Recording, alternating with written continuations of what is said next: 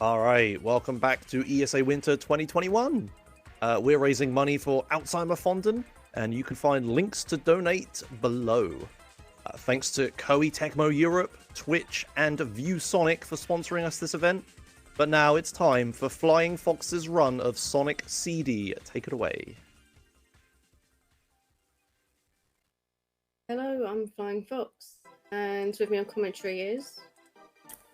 Hello, howdy everyone. I'm JoyBase69. Welcome to Sonic CD. This would be the all good future category for this game using Tails. We'll get to the nitty gritty of it when the run is going on. So we're gonna count it down from 5, 4, 3. Wait, what one? Music donation. Oh. Yeah, don't forget about that. Joe's speedrunning the commentary. Feel a bit of an upset. Gotta go ahead. No, okay. So US got $2.50. It was a close race, but Japanese got $105. So we will be using the Japanese soundtrack. Just let me double check. That was a close donation goal there. Neck and neck. AP, there you go.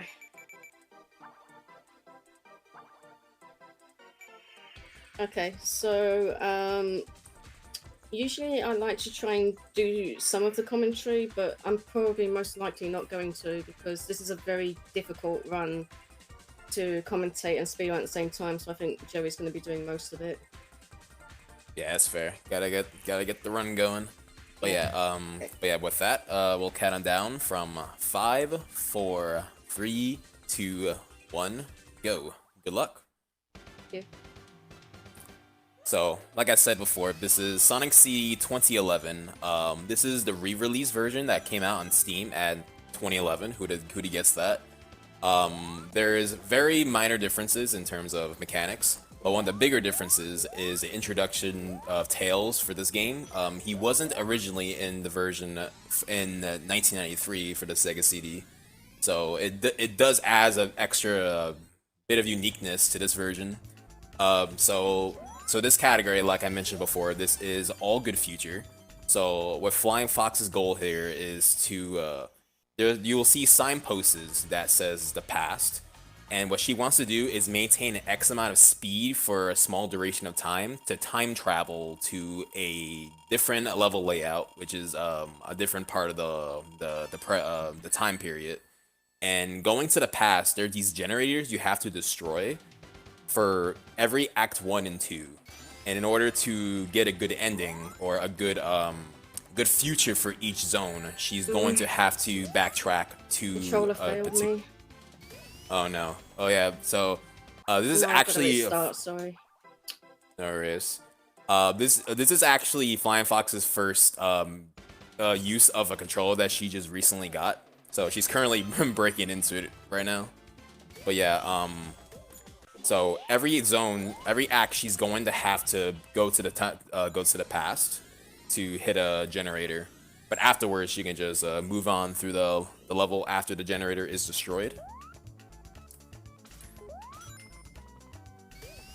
So a good portion of Act 1 and 2 is just maintaining speed shoes. So a unique thing with speed shoes for Tails is that if you glide with a certain amount of speed before, while you have speed shoes, if you fly with that speed and hang on a ceiling, you can maintain the speed shoe speed with your flight, and that can make you go really fast.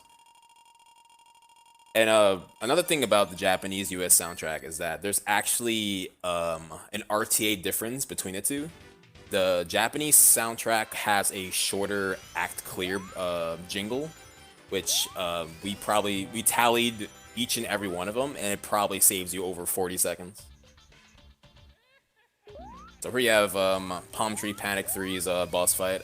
So these boss fights aren't very trivial. They could be done with really quickly, usually, for the most part. But those are one of the few that's just, you take a hit and then you just do 3 hits after that.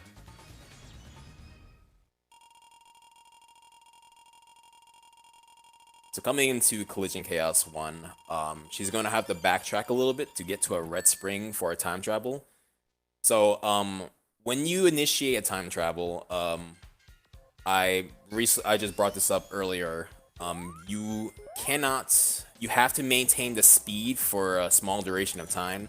If at any point you accidentally bump a wall or stop dead in your tracks, you will lose that time travel. And for this category, that's really detrimental. And usually that would result in, yeah, a reset just like that. Like you have to maintain that time travel the whole way through until it triggers. And this is why I said this category is hard. yeah, for sure. And these time travels, these time periods are one-time use, so you can't go back to the signpost again to re-trigger the past. So if you want to just use that same time travel signpost, you have to reset the stage. Or take a death, one or the other. Here we go, backtracking to this generator here. And she's going to probably pause buffer here to get a optimal height off a flipper shot to just scale up the ceiling and just fly through the rest of the stage. Nicely done. So, I have to bring up that this game was originally made in 1983. So the introduction to Tails for this game, these levels weren't they weren't made with Tails' flight in mind. So you're gonna see really quickly in the start of Collision 2 here that she could just fly up to the ceiling immediately. Yeah, something really simple you can do, just go right over it. Now right here, there's a convenient pass signpost just at the start once you fall down, and just hit the generator coming up. She will be going back to the present, so there's something I have to bring up. So there are very small level differences between the time periods. The big one here is that the past does not have a speed shoes box at the past. So going back to the present, there's going to be one just sitting right there, and she can just use that and just fly through the rest of the stage using the speed shoes. So there'll be a couple of circumstances where actually going back and forth between the past and present is beneficial. Just based on level layout and whatever is lying around to make use of. Because this game's primary timing method is IGT, so you don't really lose time going in between time periods. All that matters is what time you get at the end of the level. So we have Collision Chaos 3, pretty much the pinball stage, but you could get through this relatively quick, but the one thing that's really random is the balls that Robotnik shoots. Yeah, that should not have happened. A relatively alright stage. It can go way worse if he decides to make it worse.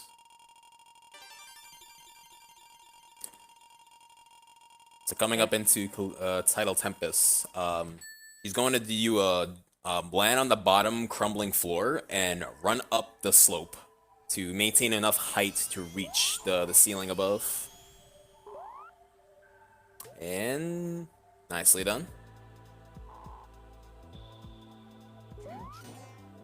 Another convenient pass sign. So you notice that she hit the future sign, but there's a pass signpost barely below the screen before she triggers. So you can actually use the time, the duration using a future signpost.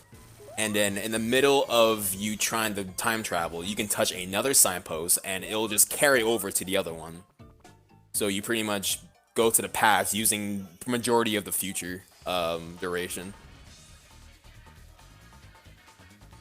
You okay for some quick donations? Yeah, go for it. All right. We got a $50 donation from Simar, who says, Mario is red, So Jones has stonks, Sonic goes fast, and Untitled Goose honks.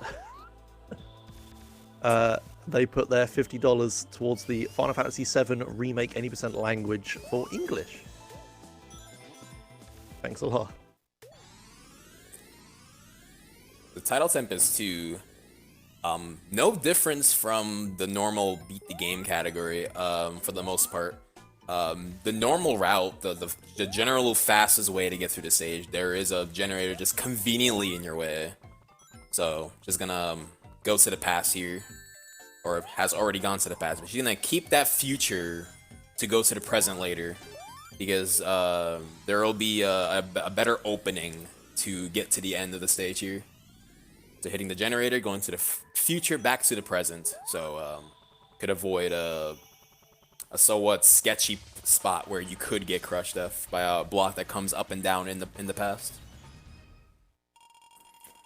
So coming up to the hardest level in the game, I think everyone can agree here, amongst the CD 11 runners.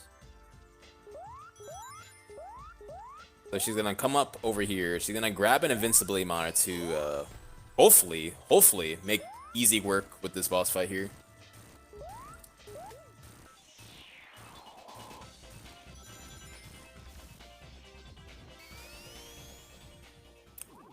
So what she's going to do here, while the boss is getting readied up to attack, she will try to fly in between the bubbles to get the hardest hit. Oh, there we go. Oh, I can't believe I don't know how you did that.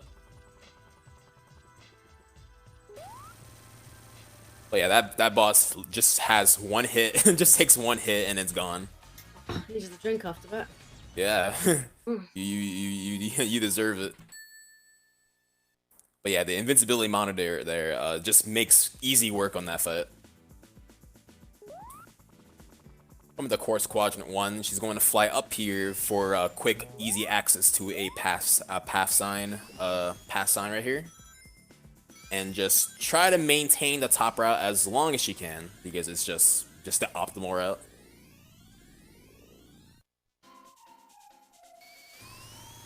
Yeah, coming into the pass as a generator, just up in the top route as well. Oh no. Sorry, it's a new controller. I haven't had time to break it in yet. Yeah, no worries. I recommended early on, maybe if it was being some trouble, you could smash it with a hammer or throw it in the wall. Maybe it'll loosen it up again, loosen up a bit. Yeah, because it only started going.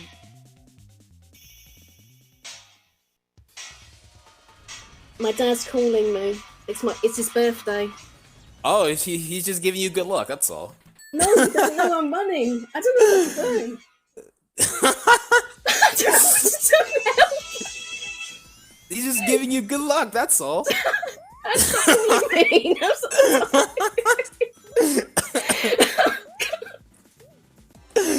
Okay. Well, all right. So speed shoes is good for this stage. She's gonna want to go to the tube where the generator is. Up there. There we go. Look, he's just giving you early good luck for Wacky Workbench. That's all. Sorry. Happy birthday to FF's dad. Oh dear. And it was Hibby's birthday as well. Alright, so Quartz Quadrant 3, the level is just based on how much you run on the conveyor belt. So it's just a lot of running and not much else other than that. So if there's any more donations, this is a perfect time for it.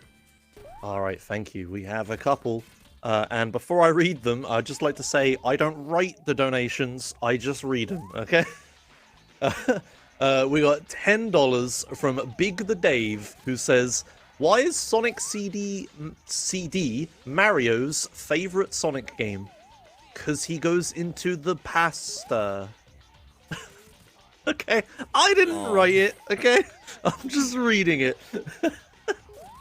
And then we got $5 from Tiny Tim. Thankfully, this one is not a joke. It says, "Hey all, amazing to see the wonderful Flying Fox showing us all the fantastic Flying Fox tales. Good luck, FF, you're brilliant. Shout outs to Joey for the excellent commentary. Cheers." you I go just ahead want to to it. point out the reason I was laughing at the beginning of this stage was because I just heard the phone ring, and I know that's my dad calling my mom. At first, I was wondering, like, wait, is that, like, where is that? I thought it was Oh no, something I'm all playing over on the my computer. place.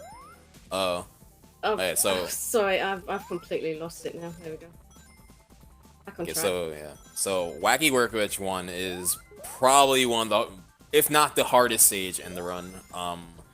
So the biggest gimmick of this stage is on the floor. There are these bouncing floors in the very bottom. They run on a cycle, and pretty much if you land on them, they just shoot you straight up into the air. In some cases, it's beneficial. Most of the time, it is not. So there'll be a lot of instances where you probably want to land without any getting bumped, but if you miss a jump or you slip off a platform and you get bounced upwards, then you're just going completely off route. Also, you might have noticed that she just clipped through 2 cylinders out of the blue. For some reason, you just don't get crushed there, and conveniently, both of them leads you to a pass sign and a generator, respectively. And getting through that stage, nicely done.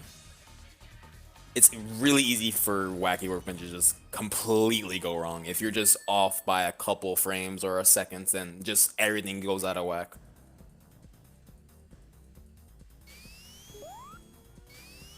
So in Wacky Workbench 2, there's a generator at the very start of the stage, so she wants to just spin dash downwards to the floor and just time a bounce back to the center where the generator is. The timing is very important because, like I said, these are in cycles. So the worst thing you want to do is spin dash downwards, maintaining your time travel just for it to completely interrupt because the bouncing floor just went inactive.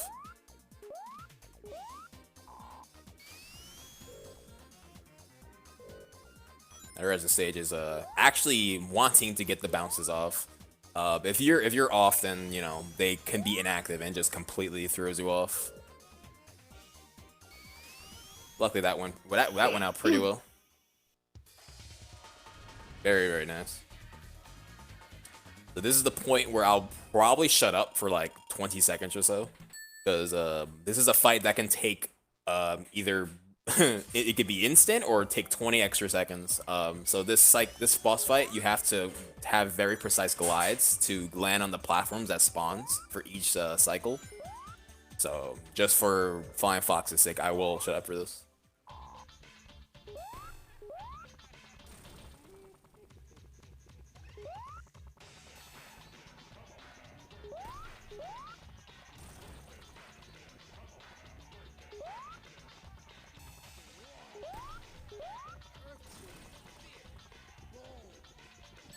Nah. Ah, close. 2 out of 3 is okay. Yeah, that's not too bad at all. Like I said, new controller breaking in. Not ideal to get it the day before a run. But... oh well. But yeah, having to land on the platforms as they spawn is not easy. You just have to be leveled with the platform is just as it comes up. And if you're just slightly off or too low, you can get hit. If you're just way out the way, you just don't have enough time to land on the platform before they dive back down to the floor. It's a really, really precise strat. So, Stardust Speedway 1. Pretty tame stage. This pass signpost is just right in your way. You want to just keep top route throughout and hit the generator as it comes up. Oh. Yeah, that one could be tricky. It's just in a small little crevice there. Yeah, come down to the generator and back up the top route.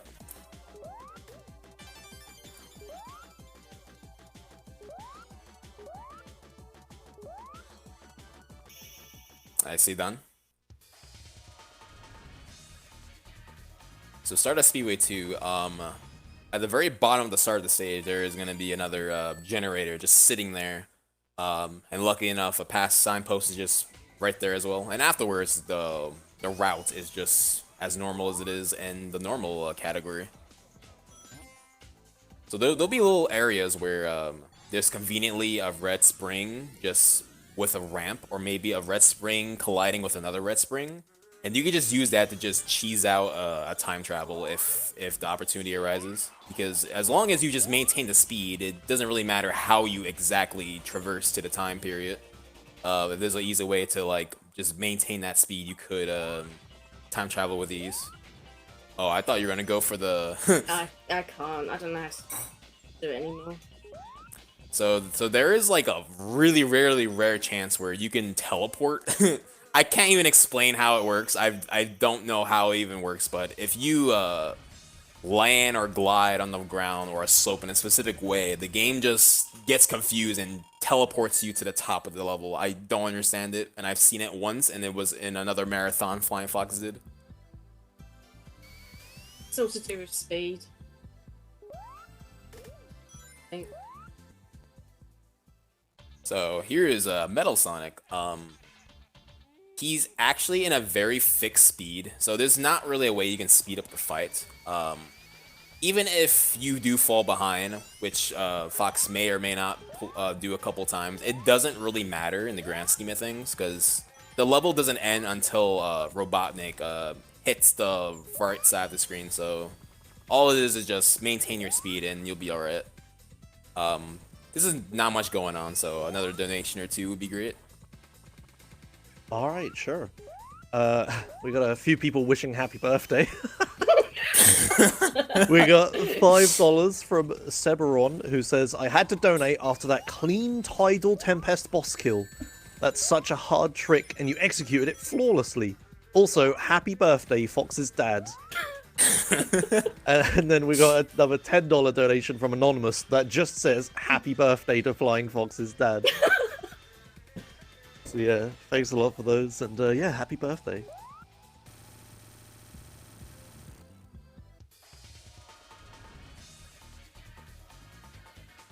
So Metallic Madness 1, that's coming up.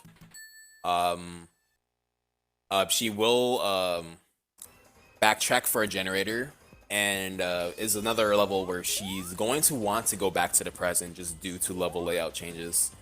And it's a really tricky one for the most part. There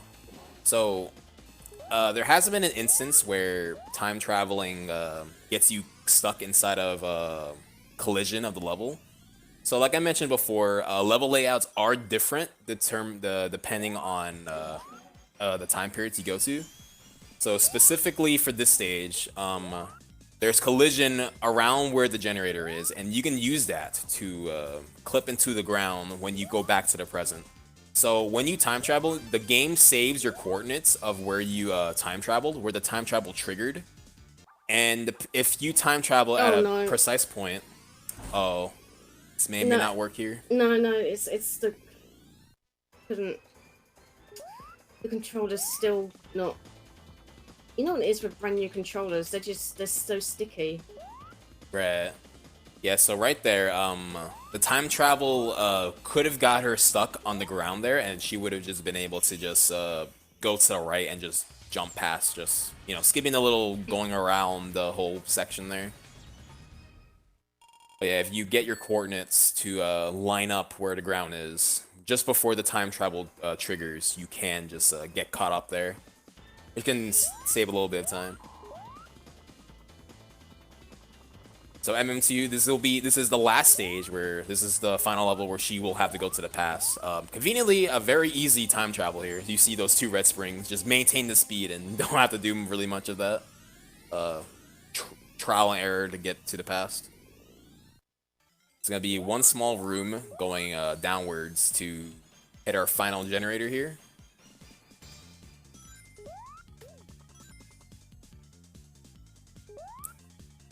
Okay, you want to respect those cycles, because it's really easy to get crushed there if you're just slightly off the mark.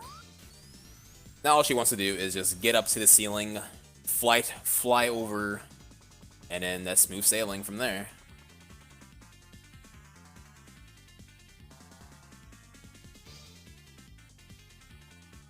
Now Sonic can technically do this as well, but it's just infinitely easier with Tails.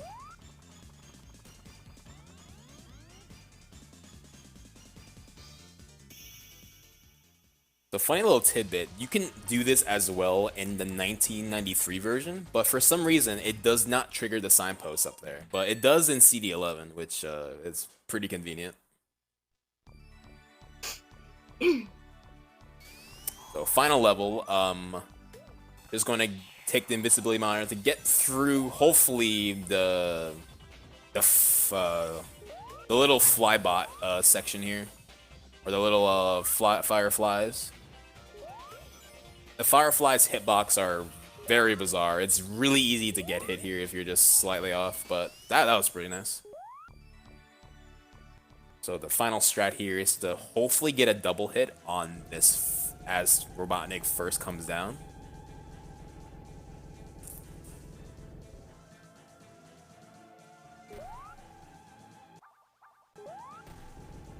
Nicely done. That's a really tight jump. I believe is a 2-frame window. I could be wrong. I don't know. I'm not good at acting frames. But it's a pretty small window, so it does save some time. Nicely done. So time is coming up when she gets this final hit here, which should be in maybe like 10 seconds or so.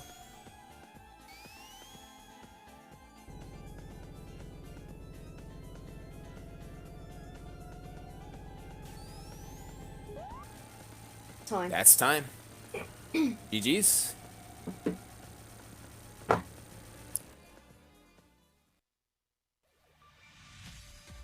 Your dad will be proud.